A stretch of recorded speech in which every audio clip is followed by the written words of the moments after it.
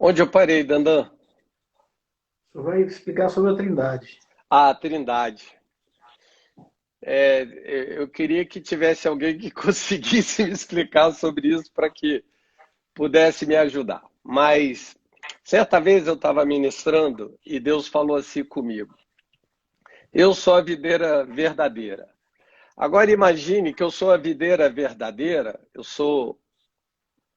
A videira produz vários cachos de uva, né? Agora pegue só um cacho de uva. E nesse cacho de uva só tem três uvas. Só tem três uvas. O cacho é um, mas as uvas são as mesmas. Não, São três uvas diferentes, é isso? Ou elas são idênticas? não, são diferentes. São diferentes? Então me explica, por favor, Daniel. A gente está falando da Trindade. Ué, porque cada uva tem a sua estrutura, a sua característica, a sua forma. Ué, É, a Dani do Pato falou assim: a Trindade foi mencionada a primeira vez em Gênesis. Façamos o homem. Vamos melhorar isso, Dandan. Em Gênesis 1, no princípio, Deus criou os céus e a terra. A palavra Deus ali é Elohim. E Elohim é plural, deuses. Então, ali no primeiro verso da Bíblia já fala acerca dos três.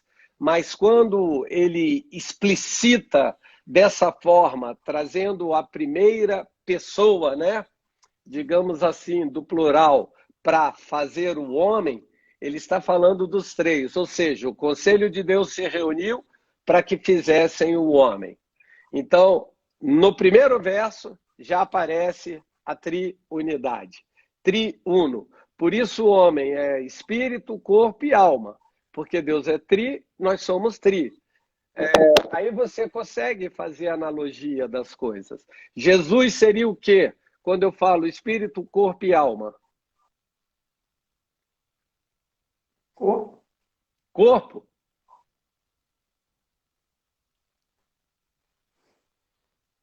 é o corpo, óbvio, ele materializou. Quem seria a alma? Espírito. Porque seria uma coisa abstrata, mas percebe que espírito e alma são coisas distintas? Bem Sim. distintas. Então, por que o espírito não é o próprio espírito? Espírito, Pois é, né? corpo e alma. Alma é a idealização disso tudo. É o elo de ligação entre o corpo e a alma, entre o corpo e o espírito. A alma é o elo de ligação entre o corpo e o espírito. Se você morrer, como você é Adão, você pecou e você morreu. Quem morreu? Corpo. Que corpo, doido. Ah, meu E a Deus. alma. Eu vou trocar você, Dani. Você está montada que eu trago a Dani. Quem morreu? Não me decepcione mais. Porque o Dois. espírito é eterno. Ai, ai, ai. Hã? Ai, ai, ai. Tem alguém aí para me ajudar aí? Dandan, você quer entrar para brigar? A Bia saca, a Bia também. Tem a Dani, tem a Adriana para brigar e tem a Charliane. Deixa eu ver aqui se tem mais, porque tem uns aí que dizem assim para mim, não, pastor, não estou montada. Ó, ó. Voltando, quando Adão morreu, quem morreu? Não, o corpo certamente morreu. Não. Você fala quando ele pecou e que Deus expulsou ele do jardim. É, Depois. ele morreu? Então, o corpo morreu. Não. Não. Charliane não, fugiu também? Corpo, alma e espírito. Dandan, quem morreu no Éden quando o homem pecou? Essa é a pergunta. É prova da Academia das Nações, tá? E eu fiz a prova.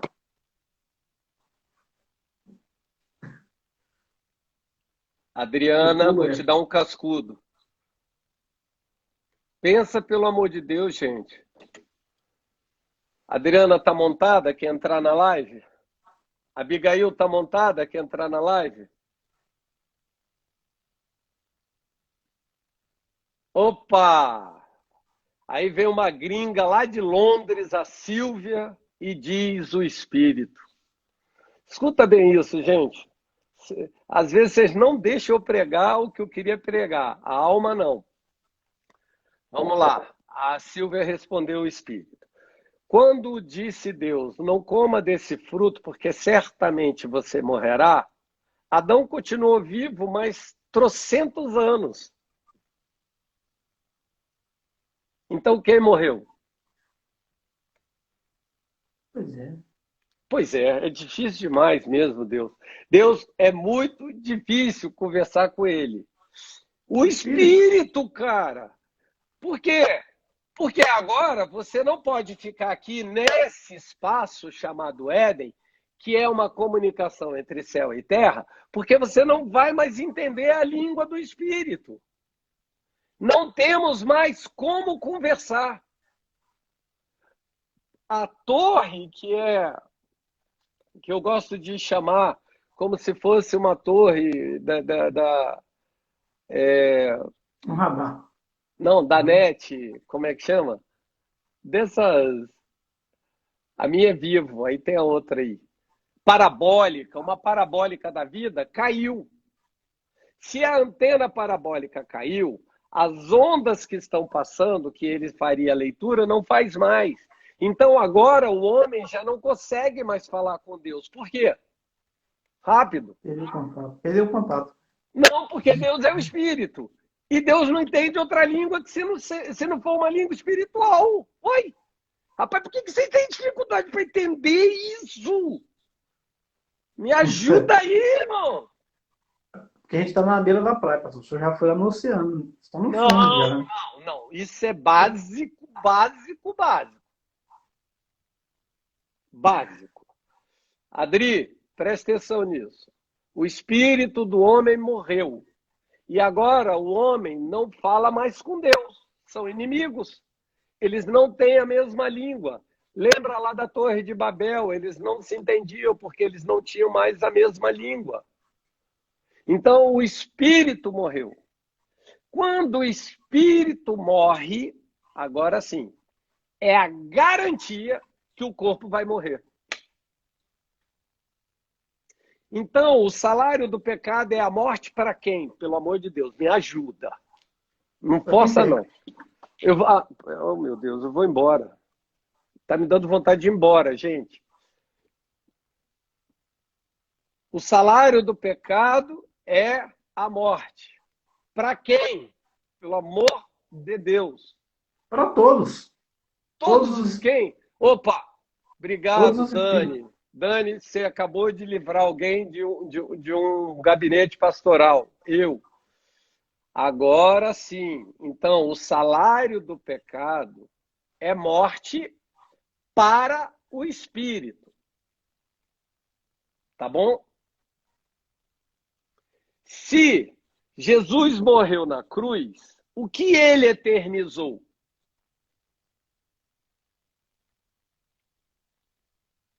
Jesus, ele era a solução para a queda. Para de falar de Rolando Lero. Eu fiz a pergunta direta. Quando Jesus morre e ressuscita, o que é que ele eterniza? O Espírito. Não, chutando sem convicção nenhuma, meu Deus. Não, é o Espírito. Aí você nunca confessou a Cristo com convicção. É porque é óbvio que é o Espírito, óbvio. Então ele eterniza aquilo que havia morrido antes.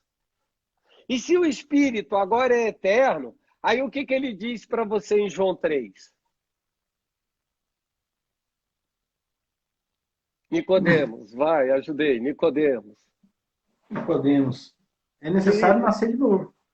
Então ele está dizendo que tinha uma praga que estava morta. Mas Nicodemos não estava conversando com ele? Sim. Ele estava morto? Era uma alma penada? O Espírito estava morto. Ah! O espírito estava morto. E aí o que Jesus disse para ele? Para você entrar no reino dos céus, você tem que fazer o quê? Nascer de novo. Nascer de novo. Então, Da água e do Espírito. você tá me contando que o homem nasce duas vezes. Sim. Entendeu? Fala assim, bingo. Bingo. Então, nascer de novo é literal. Porque outrora meu espírito morreu. E agora meu espírito nasceu de novo. Eu tenho um espírito novo. Eu sou uma nova criatura. Por que eu sou uma nova criatura? Porque depois que meu espírito é novo, tudo em mim é novo. 0 quilômetro, 0 bala, ponto para conversar. Então, qual foi a intenção de Deus quando Jesus morre? Religar o homem a Deus. Né? Religou, já está ligado. Da comunhão. O que é comunhão? Você fala umas línguas aí meio da Igreja Assembleia de Deus. Da comunhão. Ah, Entrar na atmosfera. qual foi a intenção? Eternizou o espírito. Mas por que eu eternizo o espírito, Dandan?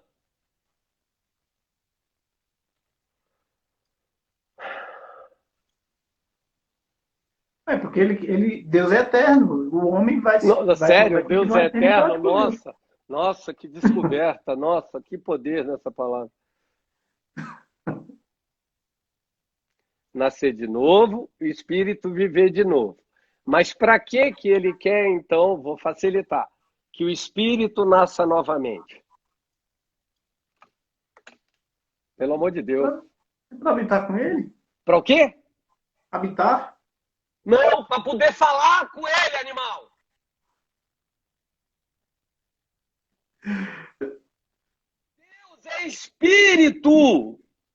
Deus não fala com alma, Deus não fala com carne, Deus fala com espírito.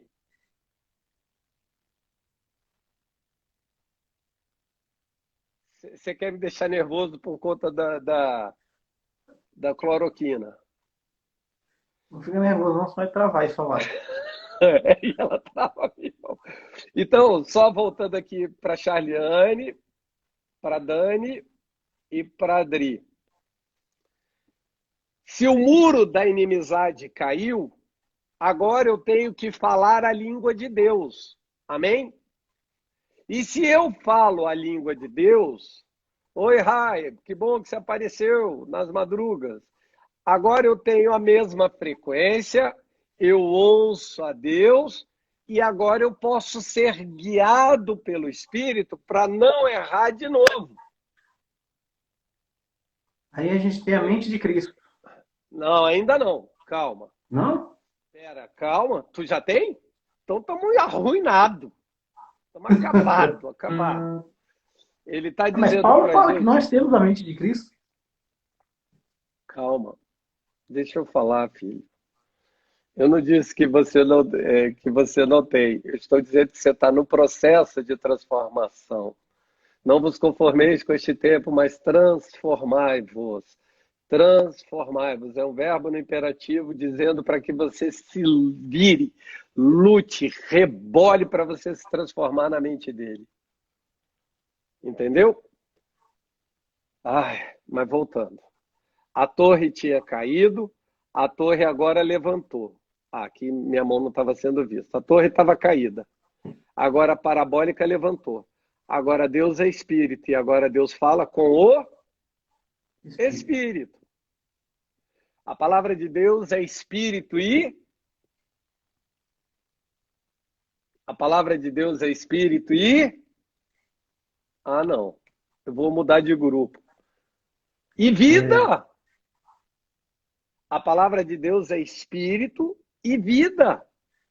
Então, o espírito falando com você, com o seu espírito, aí o seu espírito tem um elo de ligação com o seu corpo, que é a alma. Então, o espírito ministra na sua alma, aí a sua alma, que vai sofrendo por meio da ministra... Escuta bem isso, gente. Você tem o seu espírito, o espírito da Charliane. E agora você tem dentro de você o Espírito Santo. Esses dois estão em plena comunhão, ó.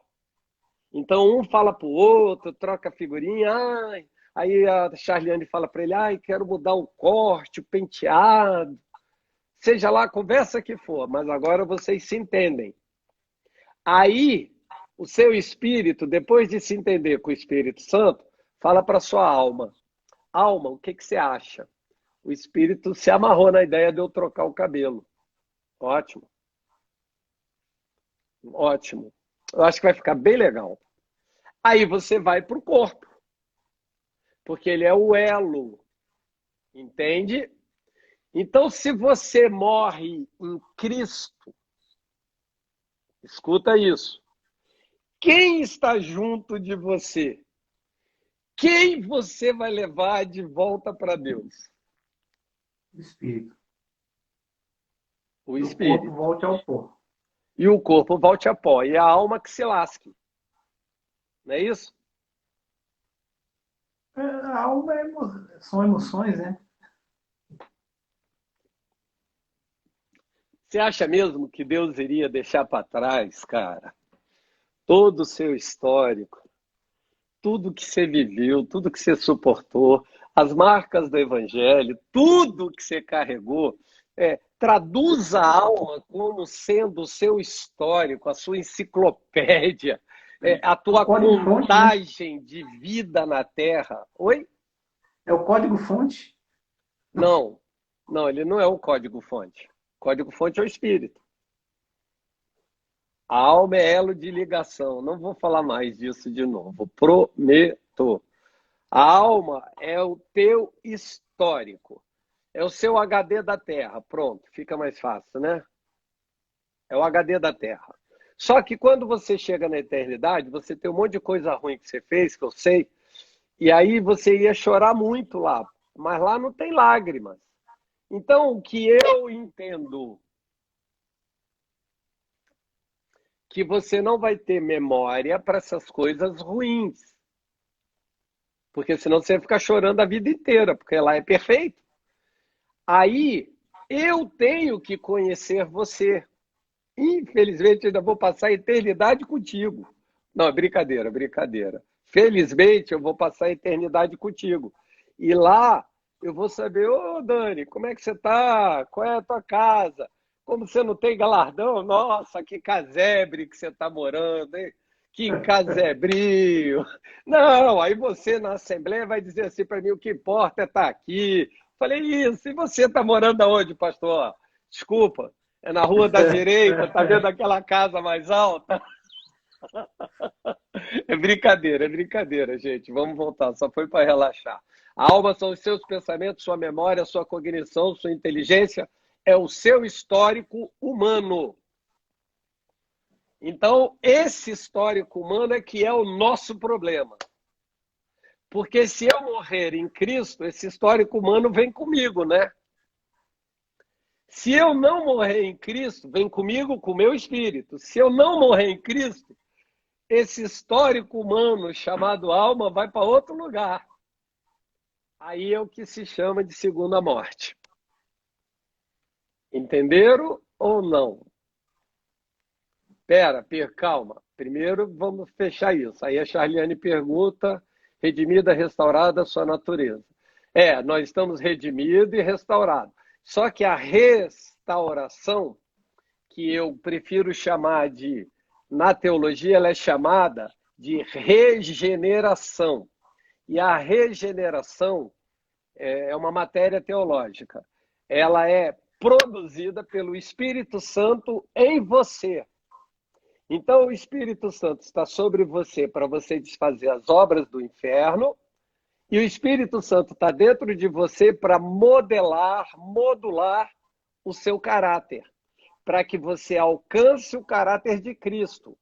Você já tem o caráter de Cristo por meio da promessa de crer em Jesus. Porém, você ainda não alcançou a plenitude desse caráter.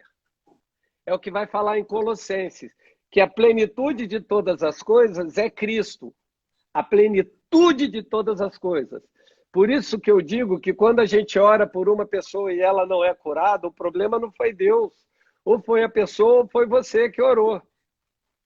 Por qual motivo não haveria Deus de querer curar o enfermo?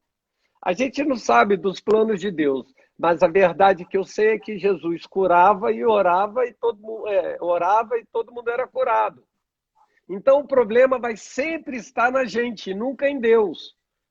Agora, à medida, escuta bem isso, que o meu caráter se aproxima do caráter de Cristo, aí você vai entrar na esfera daqueles homens como Billy Graham. Pregou para 2 bilhões de pessoas. Aí, Paul Yang-shu, lá na Coreia do Sul, uma igreja que num culto se converte 1 milhão de pessoas num culto, cara. Você tem noção?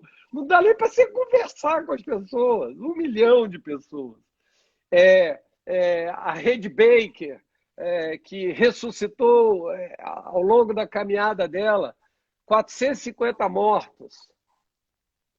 Então, são pessoas que vão tendo testemunhos poderosos, igual o que eu disse ontem. O último avivamento que houve na Terra, em 1906, William Seymour. Então, ele era, cara, quase que incauto, mas ele era íntimo de Deus e por isso ele fazia grandes milagres. Perceba que tudo tem a ver com o seu espírito. Adão morreu o espírito, mas ficou vivo na carne. Sabe como é o nome disso?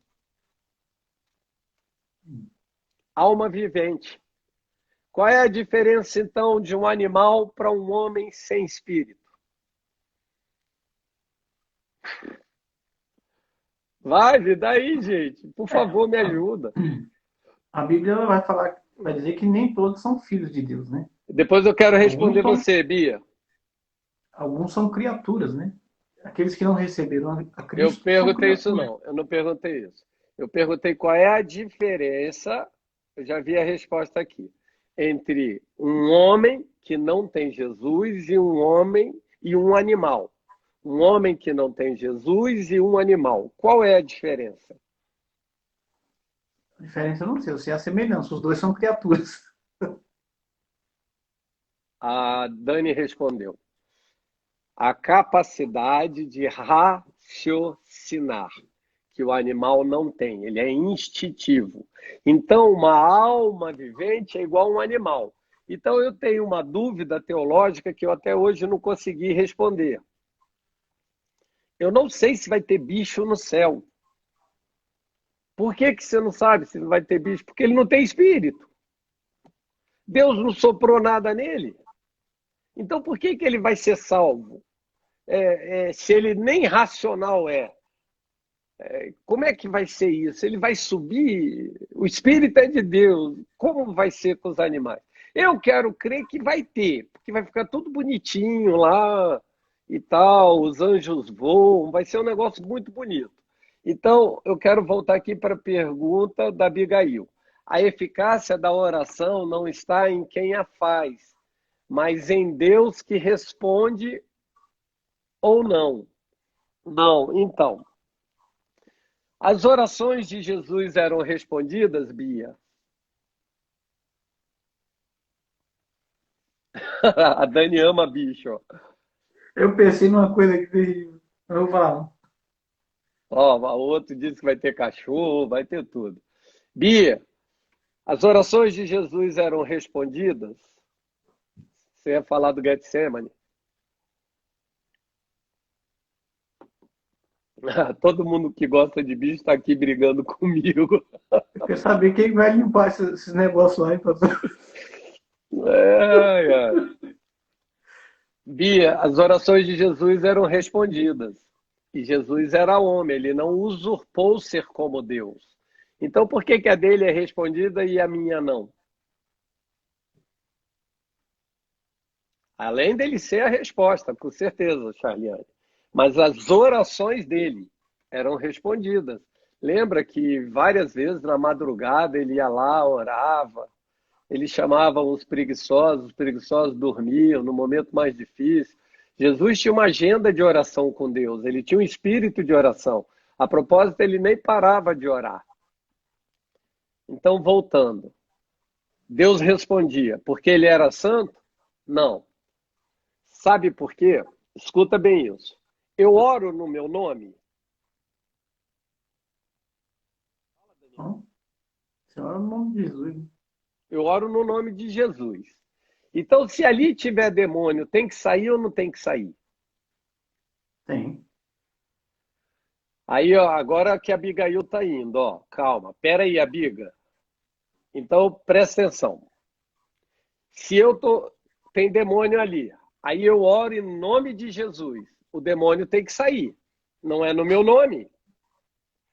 E se eu orar e ele não sair, e você me culpar porque eu tenho pecado, aí eu te pergunto, quem de vocês não tem pecado, vem aqui orar. Não faz sentido. Não é porque você não tem pecado, é porque existe um plano de Deus no bastidor que ninguém sabe. Porém, contudo, todavia, Nazaré nos dá uma brecha. Nazaré nos dá uma brecha. Ali ele não pôde fazer muitos milagres, porque lá o povo era incrédulo. Havia uma falta de fé. Beleza. Agora vamos partir da premissa que você tem fé. E aquela pessoa que vai receber a oração não tem fé. Ela vai ser curada? Sim ou não?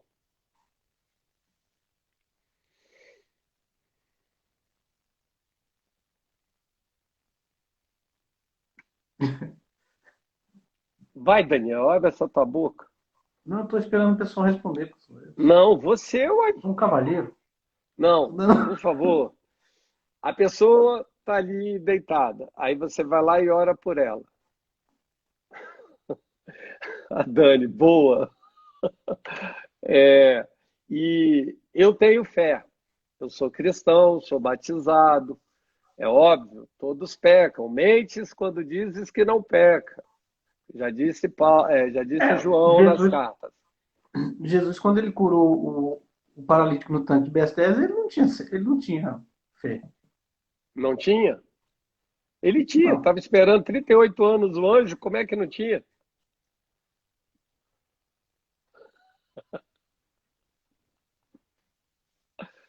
Sabe qual é o exemplo que eu gosto? A primeira cura que houve. Em Atos 3, você vai ver que vinha Pedro e João andando e estava lá o aleijado de frente à Porta Formosa. Depois, quando vocês tiverem um tempinho, entra no mapa de Jerusalém para vocês verem a Porta Formosa. Eu estive na Porta Formosa, cada degrau tem um tamanho e tem uma altura diferente para que você sempre entre de forma diferente e não seja um rito. Então, uma pedra é grande, a outra é curta, a outra é alta, a outra é baixa. Rapaz, foi o lugar mais louco que eu já fui. E Jesus passava sempre por ali. E por que que esse cara, então, não foi curado? Sombra de Pedro curou, o lenço de Paulo. Mas então por que que o cara da Porta Formosa não foi curado antes? Jesus passava ali. Você já coçou a cabeça hoje, Daniel, tantas vezes que eu estou pensando que é piolho.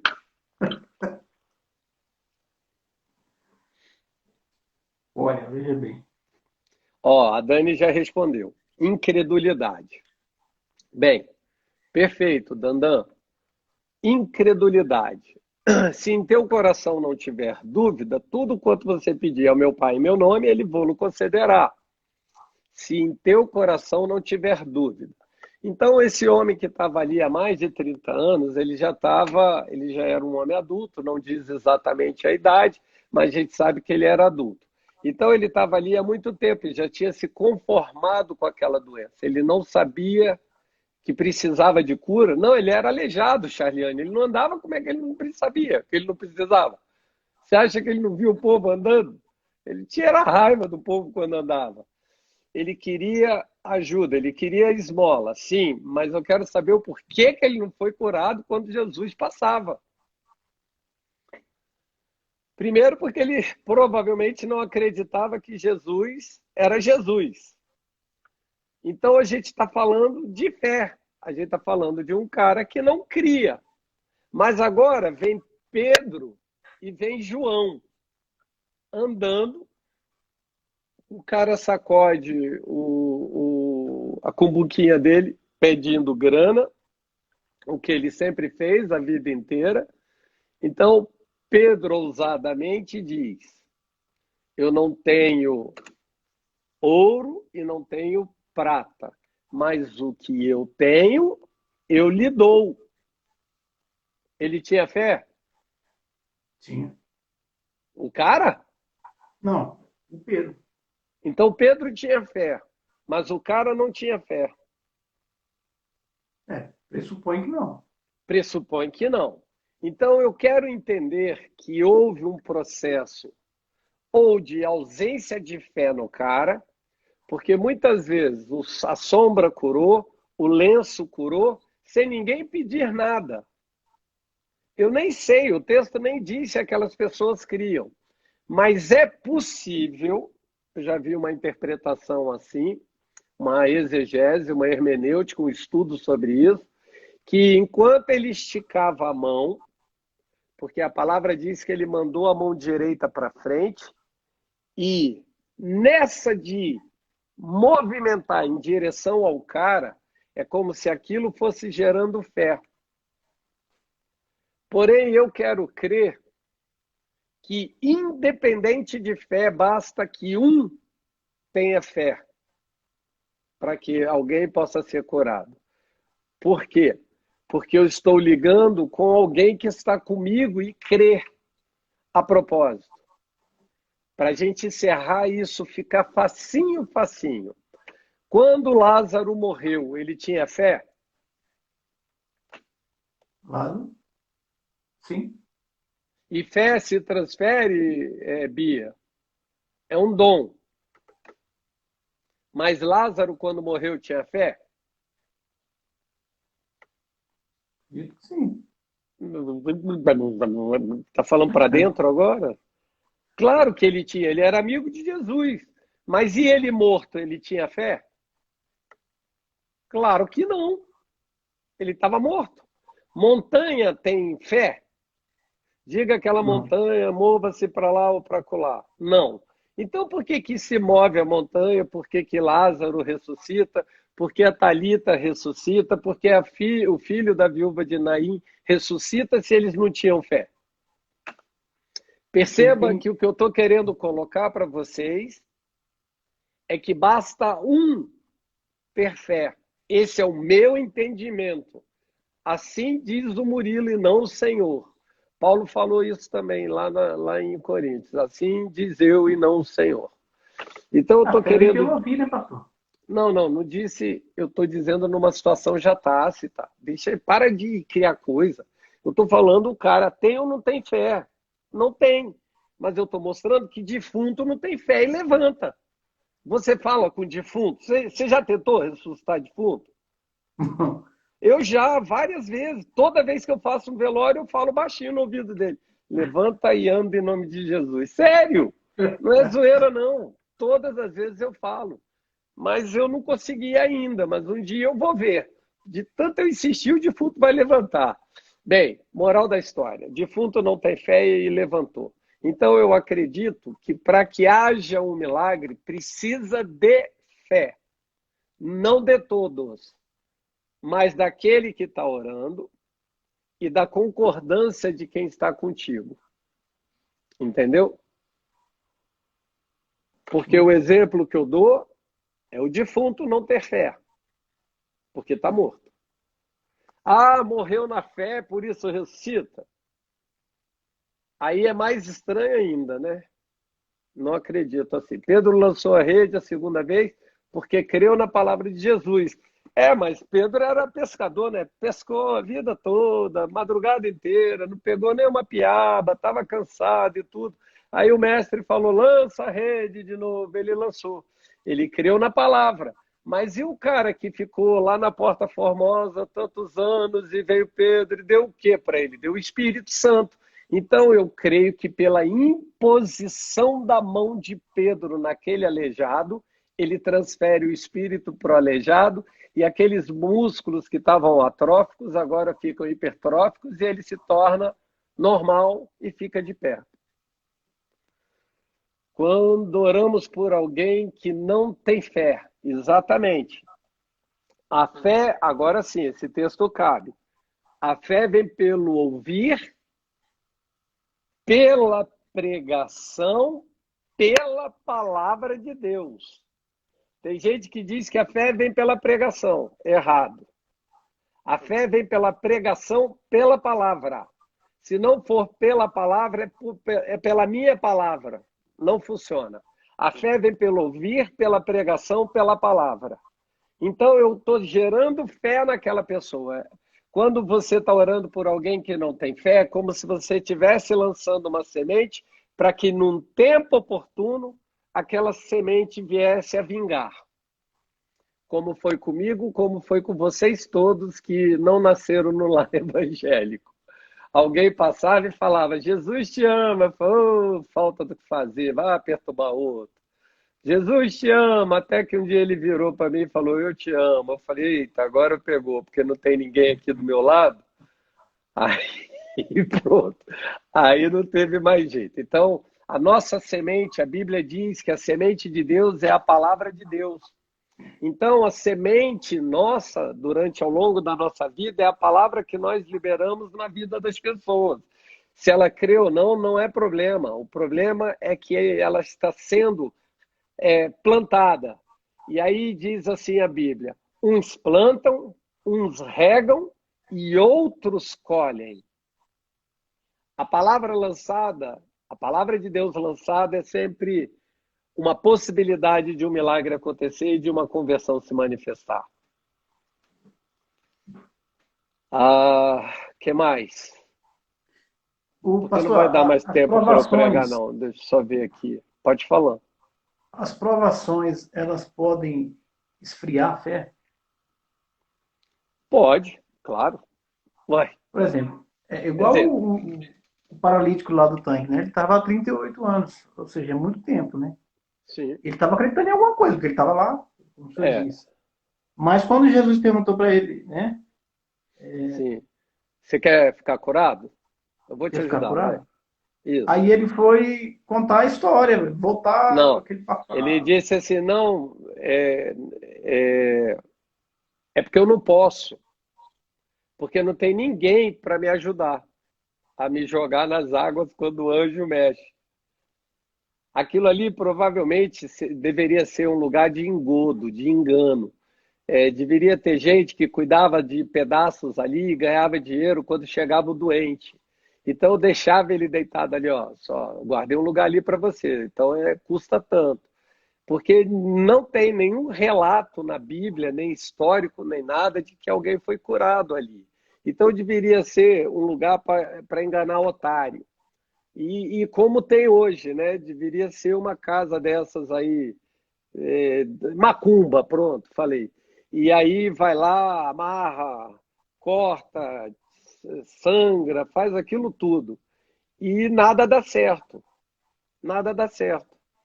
Então era a mesma coisa o tanque de Betesda, só que o nome significava casa de misericórdia, e se era casa de misericórdia, a misericórdia tinha que entrar nela, porque ele passou e a casa de misericórdia ficava do lado da porta das ovelhas. Então ele tinha que passar pela porta das ovelhas e caía de frente. Eu estive nesse lugar. Aí eu contei para vocês que tem uma igreja católica lá que tem uma acústica, cara. Rapaz, parece anjo cantando o tempo todo. Que loucura.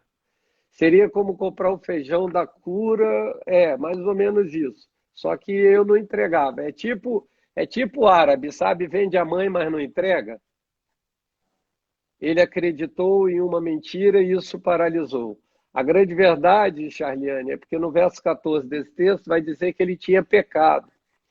E esse pecado devia atormentar a mente dele, gerando nele uma fortaleza. Então, o dele está bem claro, porque Jesus disse para ele, vá e não peques mais. Então, o resultado daquela paralisia era pecado. Mas no verso 5 vai dizer que ele era enfermo, não chama ele de paralítico. E essa palavra enfermo significa possessão mental, mais do que nunca uma fortaleza, né? Venda de indulgências.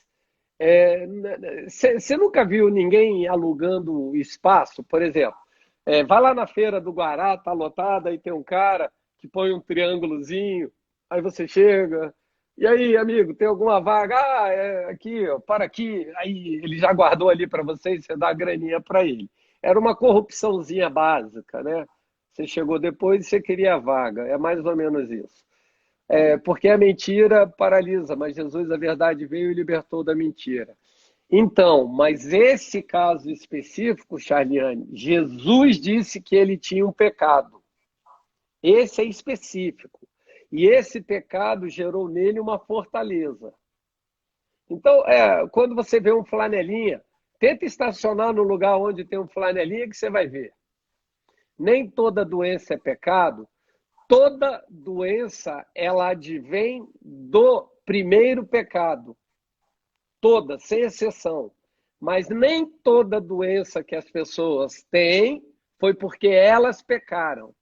É porque agora elas se tornaram suscetíveis ao pecado depois da queda. Oi, Isis, quanto tempo, amiga? Entendeu agora, Charliane? Depois você lê esse texto, que esse texto é bem lindo.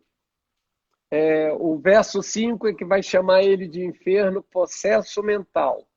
Era uma fortaleza. Mas no verso 14, Jesus vai dizer: vai, não peques mais para que não te suceda coisa pior. Então, a culpa ali era de um pecado, e esse pecado gerou uma fortaleza dentro dele.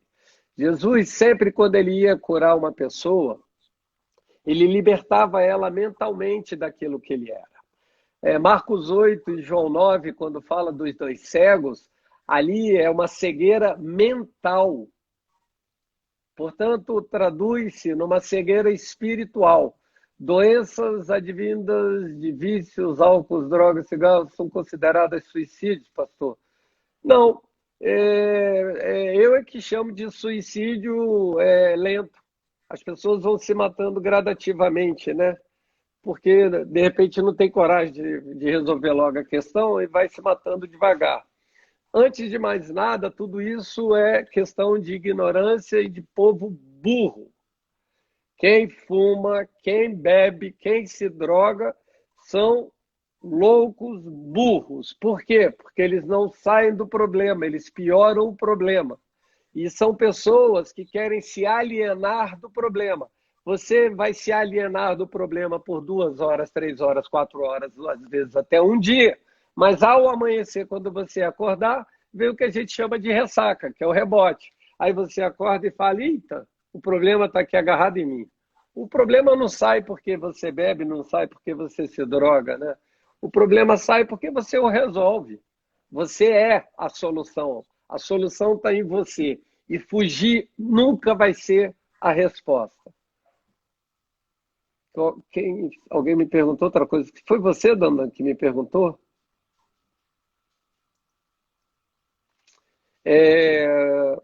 Deixa eu falar, aproveitar, já que falaram de suicídio.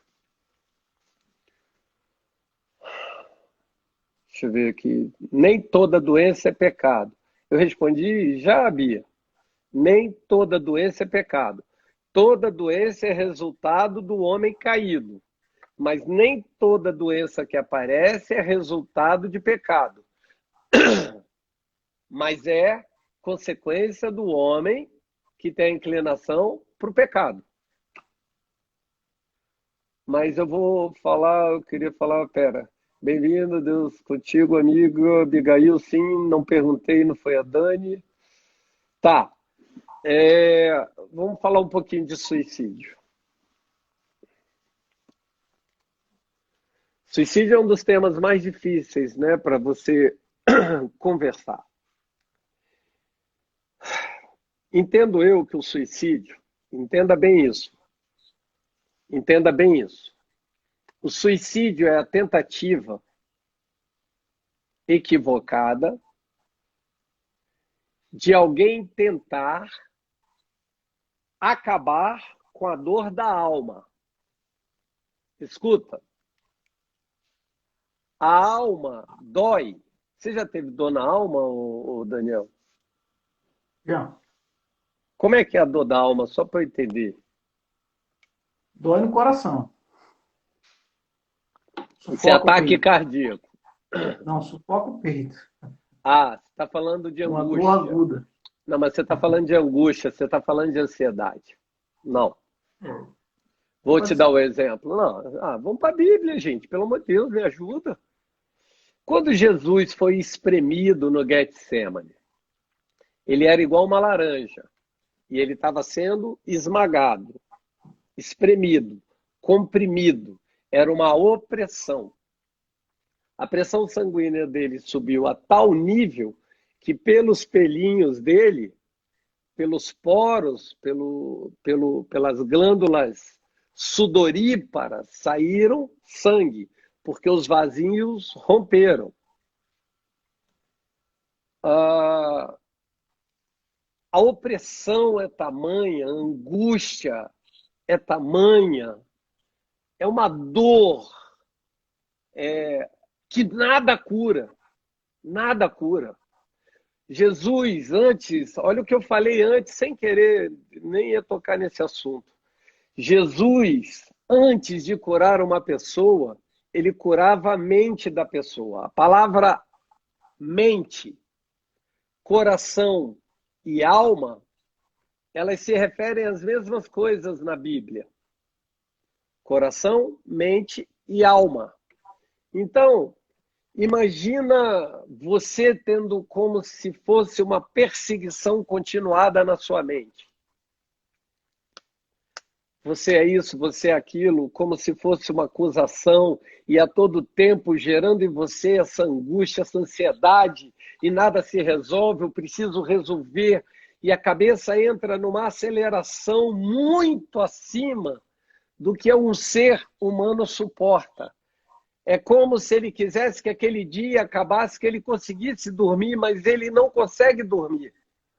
Então eu entendo que todo suicídio é resultado de alguém que quer acabar com a sua dor e não com a sua vida. Por isso eu digo que a maior parte dos suicídios acaba sendo resultado de um erro na dose. A pessoa vai dando seus anúncios de que ela está dando seu grito de socorro. E um dos gritos de socorro são coisas gritantes que as pessoas fazem e às vezes a gente não percebe. A gente só acha que a pessoa está desequilibrada porque está com falta de dinheiro, por exemplo. Então ela vai dando esses gritos, esses lapsos, essas ideias, esses momentos, e a gente não percebe muitas vezes. Por isso que eu digo que quem está ao lado de um suicida, ele não carrega culpa. Porque é algo que muitas vezes você não consegue acessar. É algo que está lá dentro, que não está manifesto. Quantas pessoas eu já ouvi e já atendi que quiseram e disseram que iam se matar e não se mataram? Obviamente que é a grande maioria. Então, a primeira tentativa da pessoa é tirar a dor. Às vezes se suicida por coisas tão inúteis. Pois é, mas essa questão da coisa inútil, Charliane, perceba que é uma coisa que não É tem como relativo. você mensurar.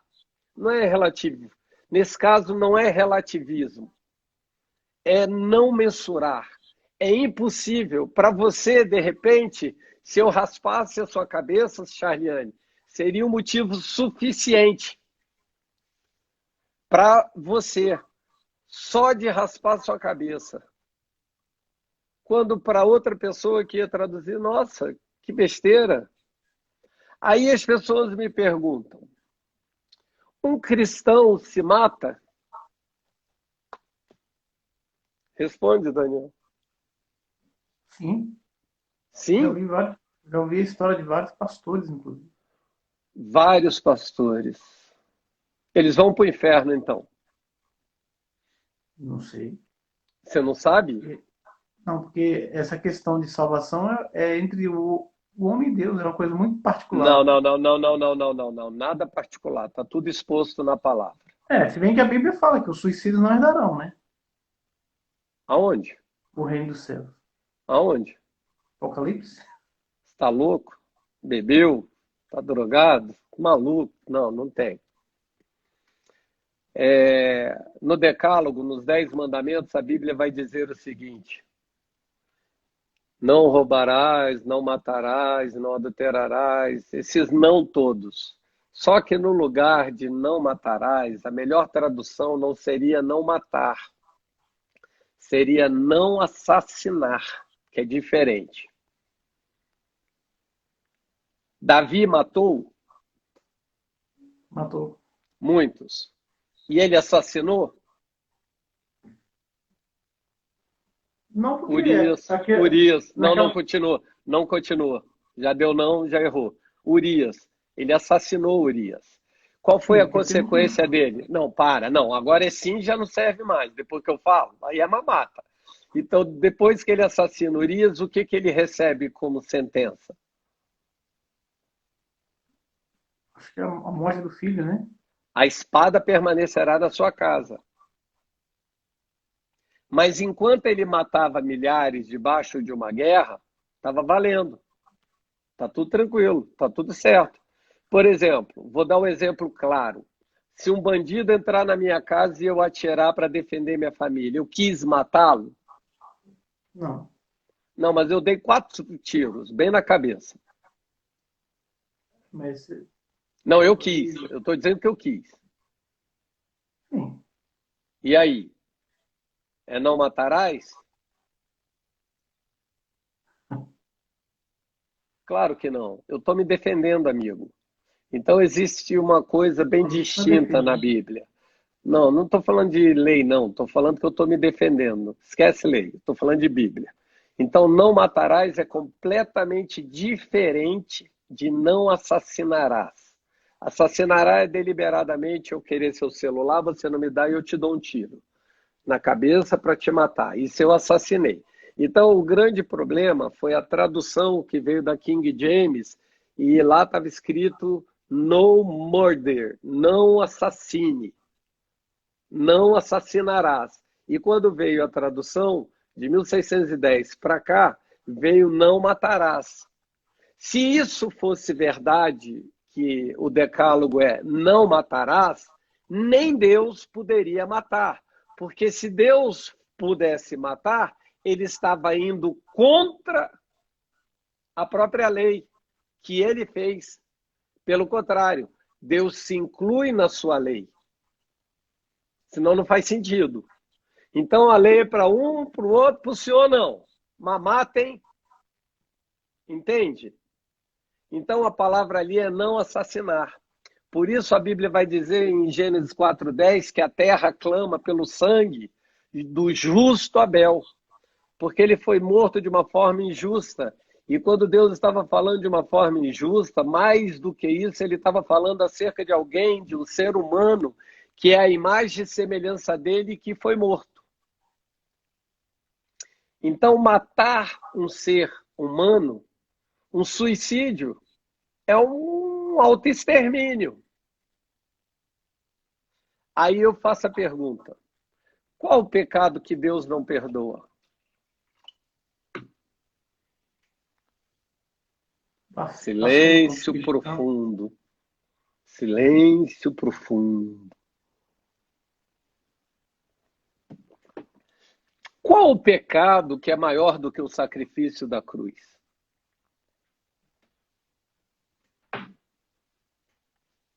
Silêncio profundo. Aí a Dandan mandou aqui, blasfêmia.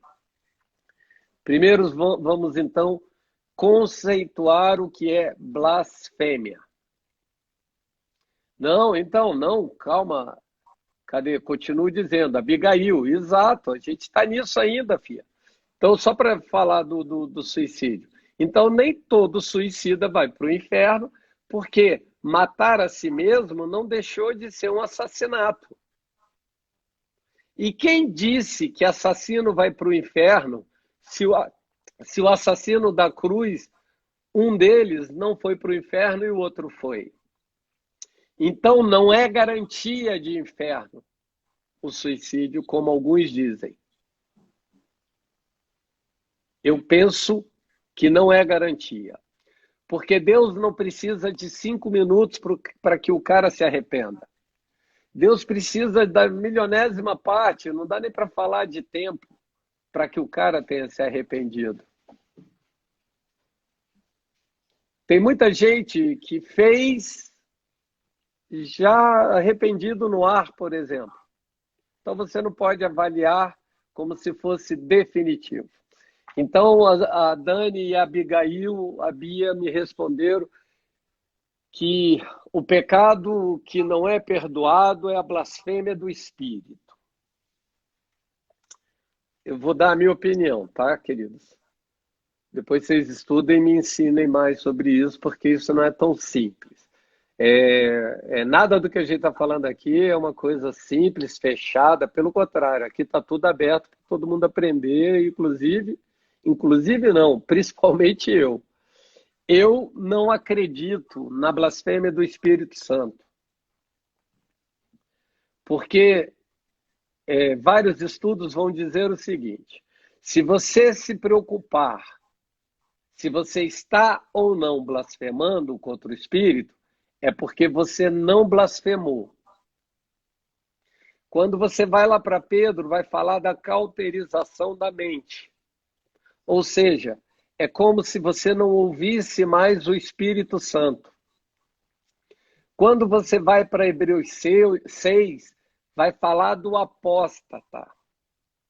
E o apóstata é aquele que teve um profundo relacionamento com o Espírito Santo, e para que ele pudesse voltar, seria como crucificar Cristo uma segunda vez. Portanto, seria impossível dele voltar. Então, eu já falei de apostasia e não da blasfêmia. Blasfêmia é você colocar outro no lugar de Deus. Exemplo, quando Jesus estava expulsando os demônios, viraram e disseram assim os fariseus: Beelzebu expulsando Beelzebu. Ali estava dizendo que era o diabo expulsando o próprio diabo. Isso era uma blasfêmia da pesada.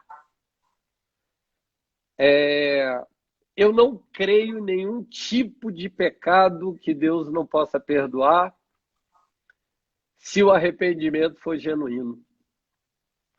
Eu não acredito que exista nenhum pecado maior do que o sacrifício da cruz. Nenhum. Nenhum. Porque quem blasfemava contra o Espírito Santo era o ignorante ou louco. E agora, você cristão e blasfemando contra o Espírito? Vou te dar um exemplo clássico. Quando alguém cai do seu lado e você fica olhando, aí na sua mente passa assim: rapaz, estou achando que é demônio. Aí, não, mas tá com jeito de demônio. Olha só, rapaz, é demônio. E aí é o Espírito Santo se manifestando e você dizendo que é demônio. Blasfemou? Blasfemou. Só que não é uma blasfêmia consciente. E a Bíblia não trata disso, se é consciente ou inconsciente. Fala só que é blasfêmia. Então entendo eu que nada é maior do que o sacrifício da cruz.